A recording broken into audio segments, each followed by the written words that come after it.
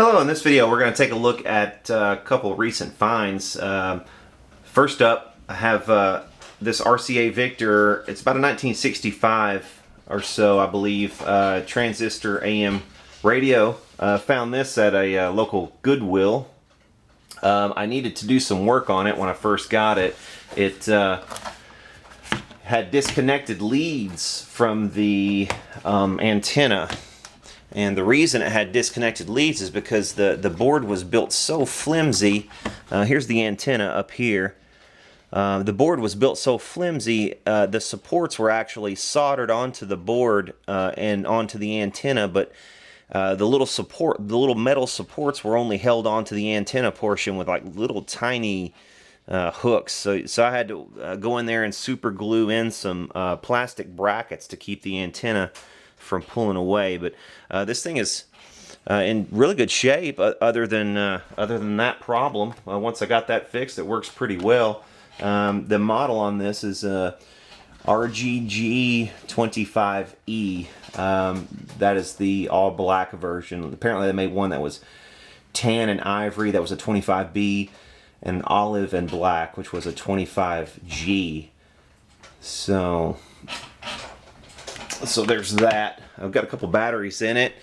Speaker's in real good shape. Everything actually was in real good shape. I didn't have to do anything except basically resolder little leads onto the antenna, and then it worked fine.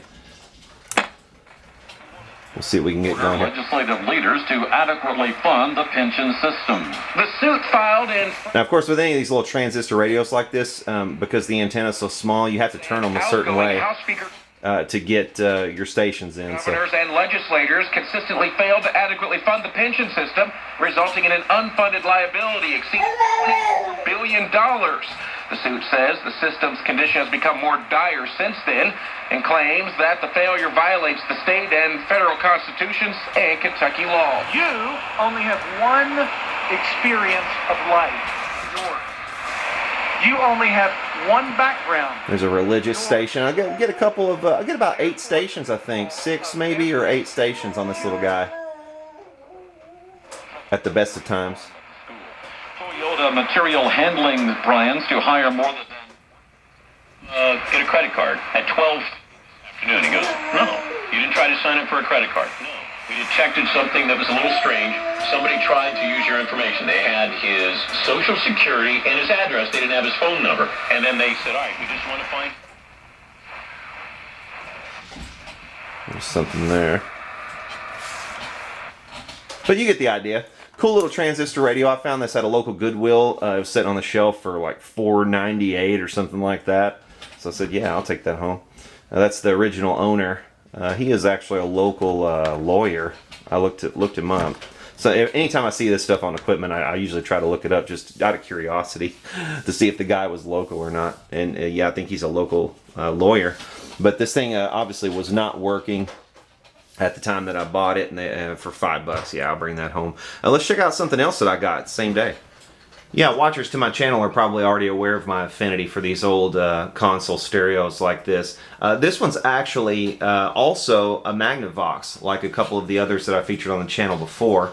And I'll put links to those in the description or up here somewhere if you're curious about that. But this one actually is larger format. It's a larger cabinet than the other two that I've featured.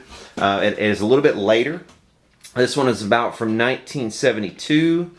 Has obviously a little bit of a different 70s-ish kind of cosmetic there.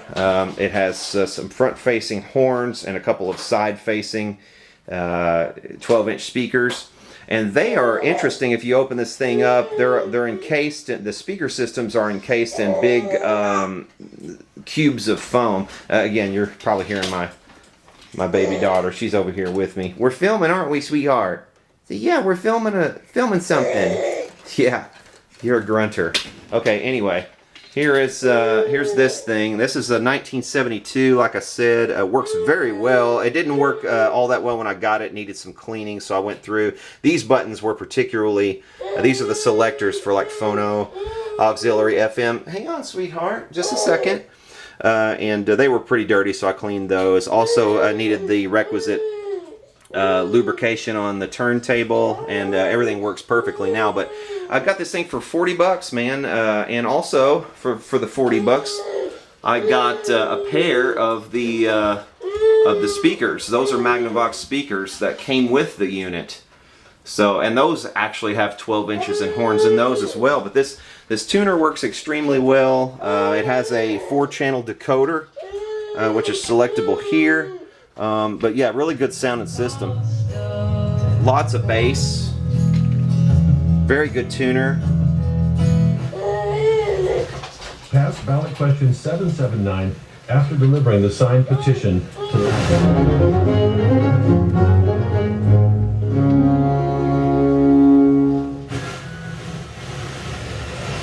Twitter, and thank you all for being here. Thank you, Diane. Thanks, Diane. Jim Fellows, in your latest piece, you talk about Diane Rehm. You know, I'm not an ageist or anything, but she sounds like any minute on the radio she's about to go. Poor thing.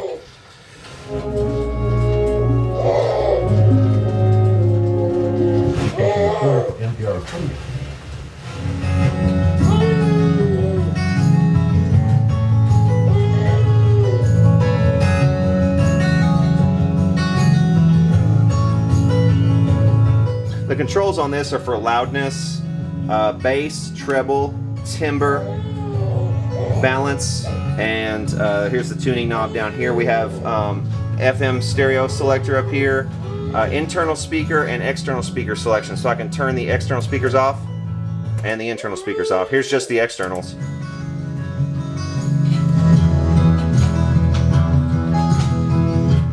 Either pair of those speakers alone sound great, but when added together sound phenomenal in a room. Like the other units I've featured on my channel, this unit also has a Colaro made Micromatic changer. This one has only a 2-speed 33 and a 45, whereas the other ones I featured were 4-speed, including the 16 and the 78. What I like about this one, though, I probably wouldn't use the 78 or 16 very much anyway. But what I really like about this is that it includes the Q arm. Q arms are really nice to have because, as you'll see, this one's going to look for a record. It won't find one, so it'll return. Q arms are nice to have because I'm going to put it on manual. This one also has a manual setting, which my other ones do not, which is kind of nice. If you don't want to operate this as an automatic changer, you just want to be able to drop a record on and go.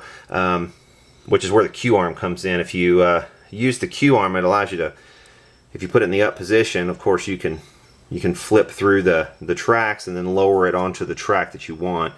That allows you to do more of a hands-free operation of the turntable. You know, if you want to stop the thing manually, you can lift the Q arm and go to whatever song you want. A lot easier than you can on some of the other units. So by 1972, they had added this Q arm to these Colaro turntables, which I think is a pretty nice feature. But yeah, you know, that just goes to show you what you can get these days for 40 bucks. I mean, these people were cleaning out their home. Their elderly parents were going into care. Excuse me one second. There we go, sweetheart. Yeah, their elderly parents were going into care, and this belonged to them, and they sold the house and wanted it out of the way. So I mean, you know, for 40 bucks, yeah, I'll take that all day. So yeah, those are a couple of my finds here. Check this out also. And here's the third cool find I'm going to show you. This is probably an early 70s Sony, I think it's a model TC540. This is one of those reel-to-reel recorder and players with the detachable speakers on the front. It's supposed to be portable, but it's very heavy. Cool unit though. This one came with the 2 microphones. They are dynamic. I believe they're low impedance microphones. I'm pretty sure they are. But they come with the little microphones, the microphone cases. There's 2 of these for stereo. We'll take one out of the bag. This is what they look like. They're like little pinpoint mics. They also have they also had little stands for the microphones. Let's see. Like that. It's like a little plastic stand that goes on the mic and stands it up. But I've only got one of those. The other microphone is still in there, but I did get a pair of those, which is pretty cool.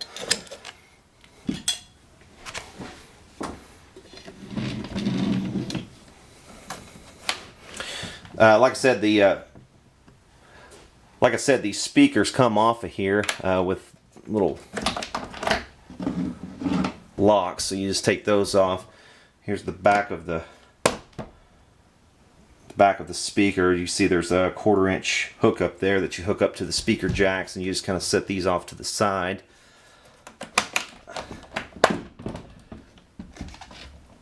Like so. This unit did not come with the cover for the head mechanism. There should have been a plastic cover over all of that. I'll try to track one of those down and see if I can't find one. But it'll still work without it. It just doesn't look as nice as it could. This has a treble bass, SP mode. That's like left, right, left and right, and stereo, whatever that means. I think that's for when you're recording. You can select which tracks you're recording on and everything. Here's your volume. Here you have, let's see, it looks like you have separate volumes for left and right. There's a speaker on and off right there, so you can turn the external speakers on or off. Power button, sound on sound selector. This selects should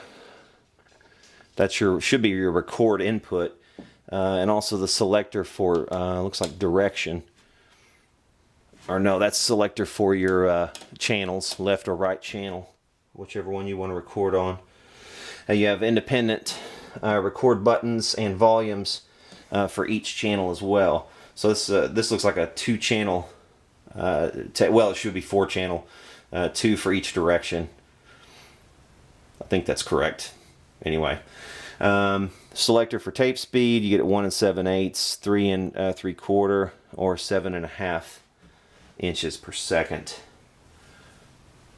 Here's the back of the unit. You can see you have a fan for circulation here, and also you have some inputs and things up here. You have auxiliary input left and right. You have a line output down here. I don't know if you can see that or not. There you go. You have a couple of unswitched 117 volt auxiliary plugs there. You have let's see, an external speakers or the lid speakers selector.